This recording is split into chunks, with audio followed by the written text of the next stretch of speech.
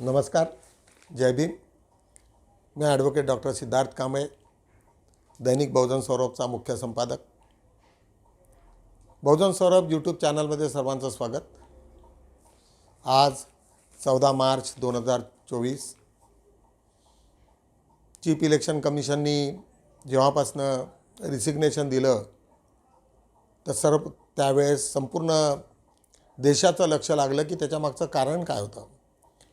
कलकत्त्याची एक सभा झाली, त्यात अनेक ठिकाणी दोन्ही चीफ इलेक्शन कमिशनमध्ये मोठ्या प्रमाणात वाद झाला. पण तो वाद खऱ्या अर्थानं काय होता याच्याबद्दल सर्वांचं लक्ष लागलेलं होतं आणि त्याचा अनेक लोकांनी व्हिडिओ केला. आणि त्याच्यामधलं खरं कारण होतं की EVMमधलं सेटिंग. अनेक लोकांनी त्याचे तर्क दिलेत आणि त्यात ते अरुण गोयलला मंजूर नव्हतं आणि त्याच्यामुळे मग ते शेवटी त्यांना असं वाटलं, भीती सर्वांनाच असते की इलेक्शन आज आहे काय नाही, कोणाला तरी आपण मदत करतो, परंतु जर वेळ आली आणि जर सुप्रीम कोर्टात मॅटर गेलं आणि जर इलेक्शन कमिशनमध्ये काहीतरी आम्ही हेराफेरी केली तर तो देशद्रोहाचा खटला भरतो आणि त्याच्यामुळे आयुष्यभर पूर्ण आपल्याला जेलमध्ये जावं लागेल. या भीतीपायी म्हणा अरुण गोयल यांनी रिसिग्नेशन दिलं. एक सुंदरसा व्हिडिओ तुम्हाला आम्ही घेऊन येऊ, त्याच्यातनं बऱ्याचशे तर्क वितर्क तुम्हाला त्याच्यातनं दिसतील. बघूया व्हिडिओ. SBI सारा सच चुनाव आयोग को बताने से बच रहा है. चुनाव से पहले चुनाव आयुक्त का इस्तीफा सवालों के घेरे में है. क्या कोई साजिश के चलते अरुण गोयल को इस्तीफा देना पड़ा? 7 मार्च का दिन था. चुनाव आयुक्त अरुण गोयल के इस्तीफा देने से महज एक दिन पहले की बात है. उस दिन निर्वाचन सदन के ऑफिस में सब कुछ सही चल रहा था, नॉर्मल था.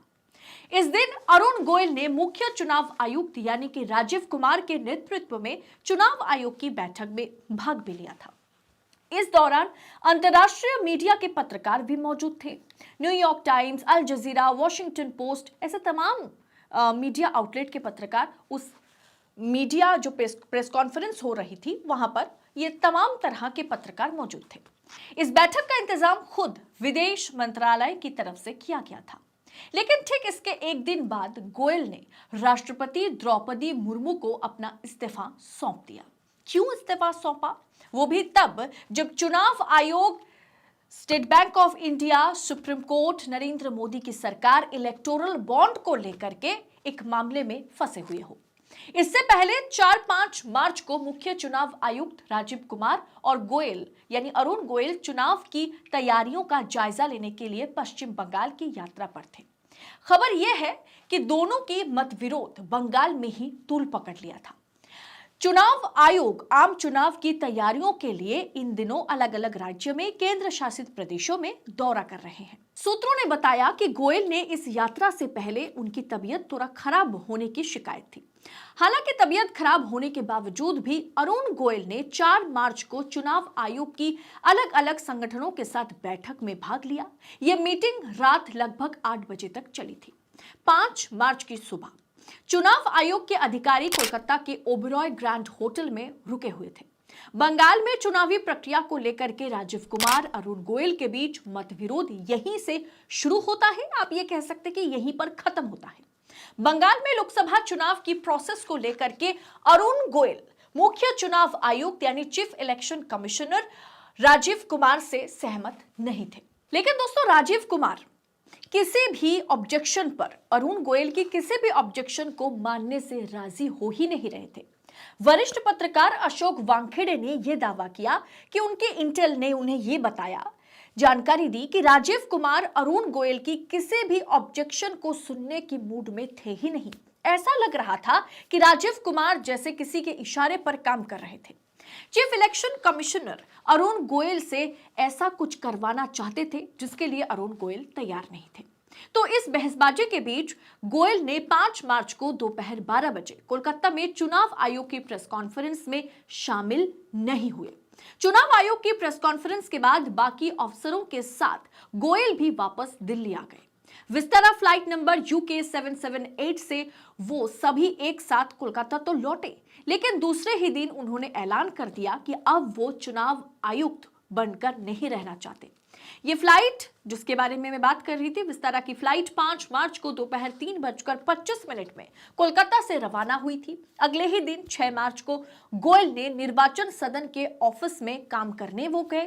हालांकि उस दिन कोई खास मीटिंग नहीं थी जिसके लिए पूरे अधिकारियों को आना जरूरी था। 8 मार्च को अरुण गोयल ने चुनाव आयोग की गृह सचिव अजय भल्ला के साथ बैठक में शामिल उन्हें होना था, वो शामिल भी हुए और कहा या माना यह जा रहा है कि उन्होंने भल्ला जी को सारा कुछ जो है खुलकर उनके सामने रखा और बताया कि राजीव कुमार के साथ जो मतविरोध है बंगाल चुनाव को लेकर के या लोकसभा चुनाव की पूरी प्रक्रिया को लेकर के, वो कहीं ना कहीं हम दोनों के बीच एक दीवार को खड़ा कर दिया है।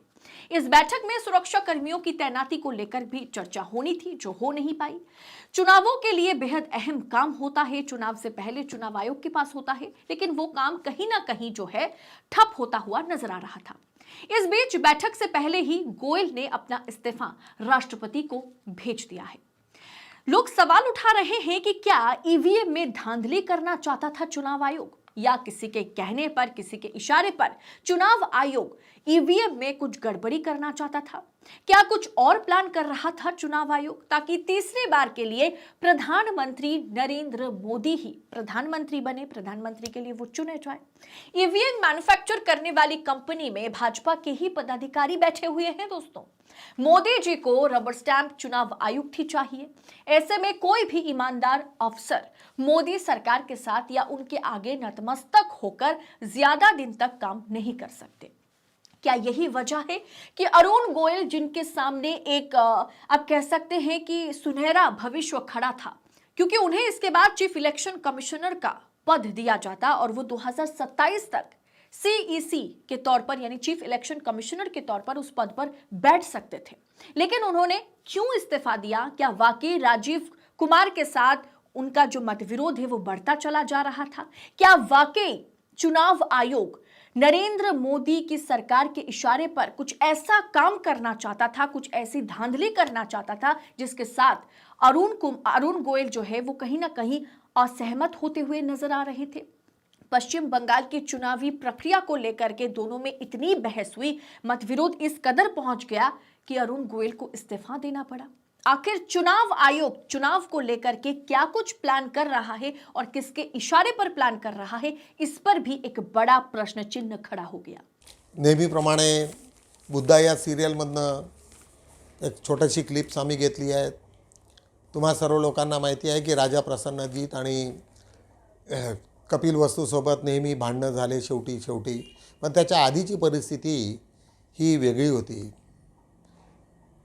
तिथे कपिल वस्तूचं जे त्याच्यात वर्चस्व होतं हे कौशल नरेशवरती मोठ्या प्रमाणात होतं आणि हे मोठं राज्य असल्यामुळे राजा शुद्धोधन हे त्यांचा अपर हँड होता आणि तोपर्यंत सर्व व्यवस्थित चाललं होतं, त्यांचा मान सन्मान।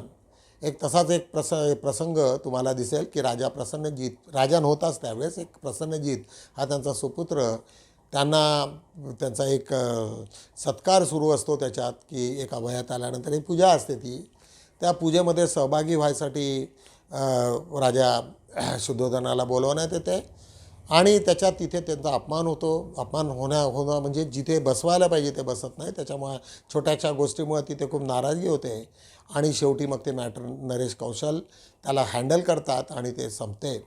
त्यावेळेची एक सुंदरशी क्लिप आम्हा तुम्हा लोकांना कळायचं आहे की त्यावेळेचे संबंध चांगले होते, त्याच्यामुळे राजा प्रसन्नजीत आणि कपिल वस्तूमध्ये काही असा मतभेद नव्हता, हेच आम्हाला तुम्हाला या व्हिडिओमधून दाखवायचं आहे। आणि परंतु छोट्या छोट्या गोष्टी ह्या किती महत्त्वाच्या असतात, एक छोटा अपमान आणि त्याच्यासाठी होणारे मोठमोठाले युद्ध हे किती महत्त्वाचे असतात हे या क्लिपमधून तुम्हाला आम्हाला सांगायचे आहेत। बघूया ही क्लिप।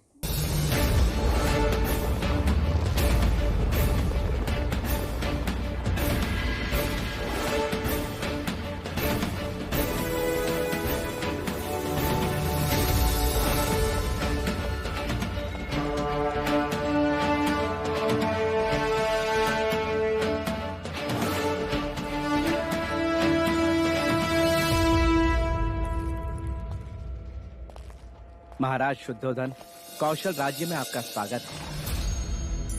आशा करते हैं कपिल वस्तु से श्रावस्ती तक का प्रवास आपका सुखद रहा होगा। जी मंत्रीवर, अपने घर से चले और आपके घर पहुंच गए, बस। पधारिए महाराज।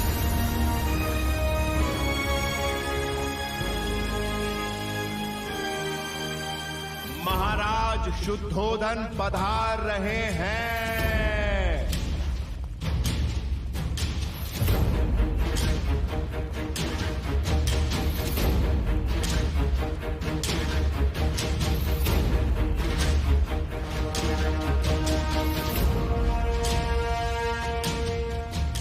विराजिए महाराज।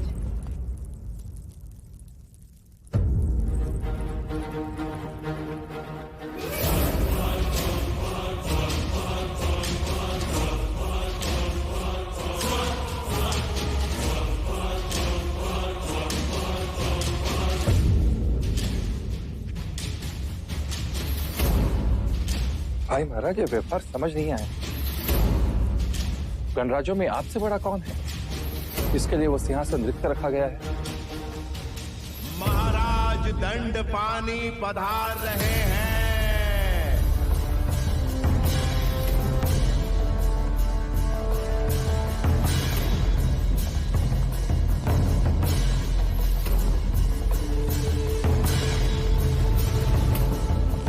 विराजिए।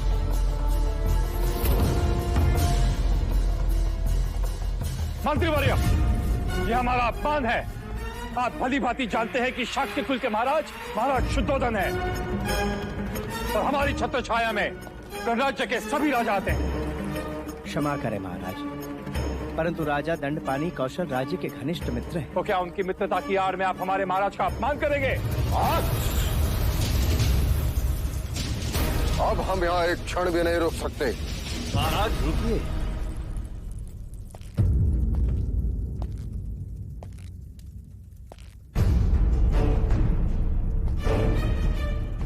अरे महाराज, मेरे मित्र से भूल हुई।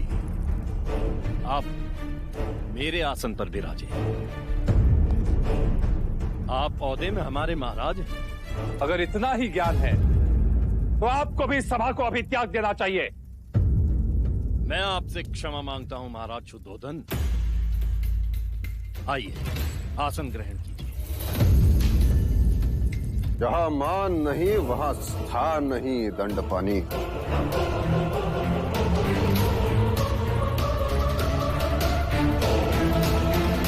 महाराज शुद्धोधन, मेरे मंत्री को क्षमा करें। यह नहीं जानता कि ये छोटे छोटे अपमान पर महायुद्ध आरंभ हो जाते हैं। तुम्हें इसी क्षण तुम्हारे कार्यभार से निलंबित किया जाता है।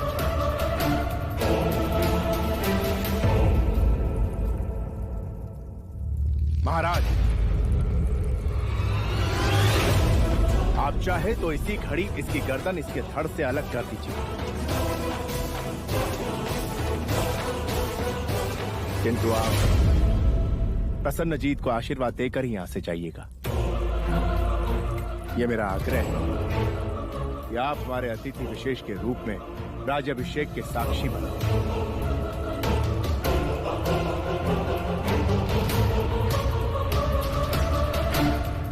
आइए महाराज।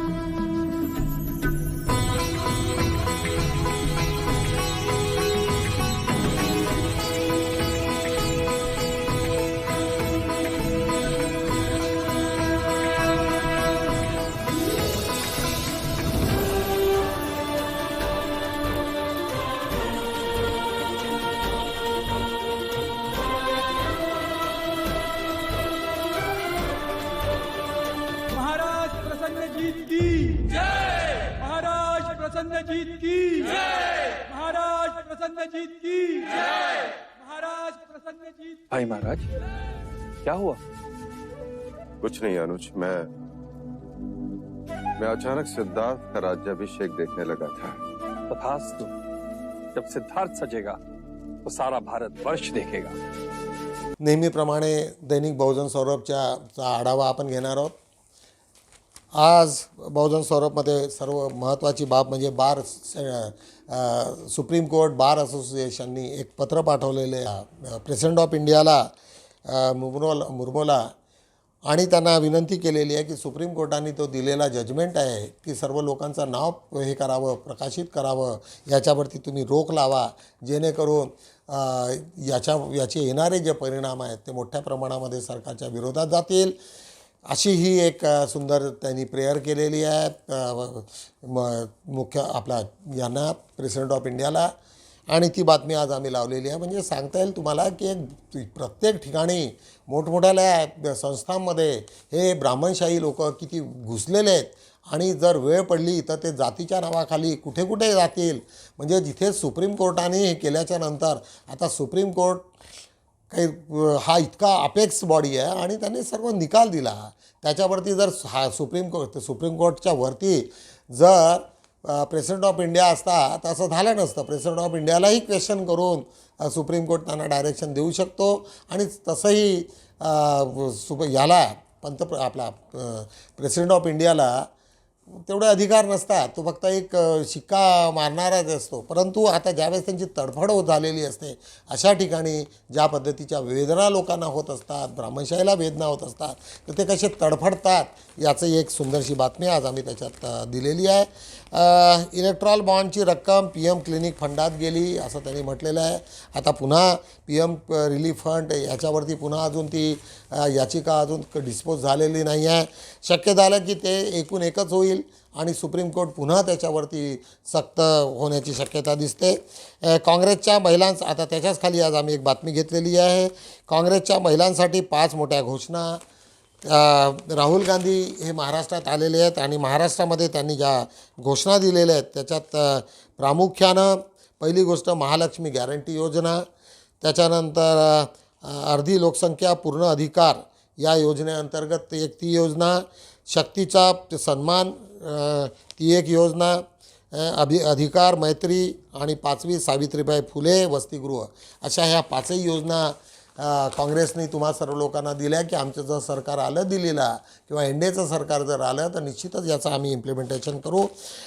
एक लोकसभेसाठी भाजपाची दुसरी यादी जाहीर, त्याच्यात प्रामुख्यानं नितीन गडकरींचं नाव आहे। नागपूरमधनं निश्चितच त्यांना मिळण्याची ही होतीच, परंतु दुगदुग होती कारण मोदी आणि गडकरी यांचे संबंध एवढे काही फारसे चांगले नसल्याचं बोलल्या जात होतं। त्याच्या शेजारी आम्ही अंबाझरी जैवविविधता उद्यानात वनवा, तुम्हा सर्व लोकांना माहिती आहे की अंबाझरी एक बॉटनिकल गार्डन आहे, त्या बॉटनिकल गार्डनमध्ये अनेक काहीतरी नवीन आता पुन्हा योजना त्याच्यामध्ये येणार आहेत। आज बघूया खाली आता एक CA वरून अरविंद केजरीवालांचा मोठा निशाणा। पाकिस्तानी लोकांना भाजप नेते यांच्या घरी ठेवणार का, अशा पद्धतीचा प्रश्न त्यांनी विचारलेला आहे। CAमध्ये मुस्लिम ह्या कम्युनिटीला, मायनर कम्युनिटीला त्यांनी हे दिलेलं नाही, त्यांना ज्या प्रिफरन्शियल काहीतरी जे घटनेत हे केलं त्यांना मान्यता न दिल्यामुळे ही घटना त्या पद्धतीचं त्यांना अरविंद केजरीवालांना प्रश्न करावा लागला। बाजूला एक आदरांजली कार्यक्रम, पांडुरंग जागोबाजी पोहनकर, बहुजन सौरभकडनं अनेक आदरांजली त्यांना। आज बघूया 5-4वरती आज आम्ही प्रामुख्यानं टेक ऑफ क्वीन 2024 हिचा एक स्पर्धा झाली आणि त्याच्यामध्ये प्रीती तिरपुडे हिला पहिलं पारितोषिक मिळालेलं आहे। मैत्रेय शैक्षणिक संस्थेला महाराष्ट्रातील सर्वोच्च प्रतिष्ठेचे शाहू फुले आंबेडकर पारितोषिक नागपूरची बातमी आहे। त्याच्याच बाजूला अतिमहत्त्वाच्या याच्यामध्ये प्राध्यापक किशोर बिर्ला यांना डॉक्टर बाबासाहेब आंबेडकर समाजभूषण पुरस्कार। त्याच्याच खाली भारतीय बौद्ध महासभेच्या वतीने धम्म प्रवचन, खाली पाली भाषेच्या प्रसाराकरिता स्पर्धाचे आयोजन होणे महत्त्वाचे. आचार्य सुधाकर चौधरी. बहुजनावर होणाऱ्या अन्यायाच्या विरोधात बहुजनांनी न्यायासाठी संघर्ष करावा, उभारावा. बहुजन न्याय यात्रा या संघटनेचा चर्चासत्राचा सूर 17 सूर. आज जागतिक महिला दिन आणि सावित्रीबाई फुलेंना अभिवादन देणाऱ्या विविध संस्था या त्यात प्रामुख्यानं निर्धार महिला व बालकल्याण बालविकास समिती, सावता माळी मंडळ कल्याण, सावित्रीबाई फुले स्मृतिप्रीत्यर्थ काव्यांजली, कर्मयोगी फाउंडेशन, शासकीय वैद्यकीय विद्यालय इथे अभिवादन, तिरळे कुणबी समाज संघटन या सर्वांच्या वतीनं जागतिक महिला दिन आणि सावित्रीबाई फुलेंना अभिवादन. आज बघूया पान 2 वरती आज आमचा अग्रलेख जो आहे त्यात प्रामुख्यानं महत्त्वाची बाब नागरिक संशोधनाच्या नियम म्हणजे धर्माचे क्षेत्र हे युद्ध क्षेत्र करणे होय. म्हणजे त्याच्या नावाखाली CAAच्या नावाखाली ज्या मूलभूत गरजा मूलभूत जे अधिकार आहेत लोकांचे तेच त्यांनी डावलणे अशा पद्धतीची ती घटना आहे. त्याच्यामुळे आज आम्ही अग्रलेख त्याच्यावरती लिहिलेला आहे. त्याच्या शेजारी कविवर्य प्राध्यापक वामन निंबाळकर यांच्यावरती हेमलता वामन निंबाळकर यांचा सुंदरसा लेख. महाराष्ट्रात भाजपाचे धाबे दणाणले एक मिलिंद भवार यांचा सुंदरसा लेख. एक अनुज हुलके यांचा एक सुंदरसा लेख.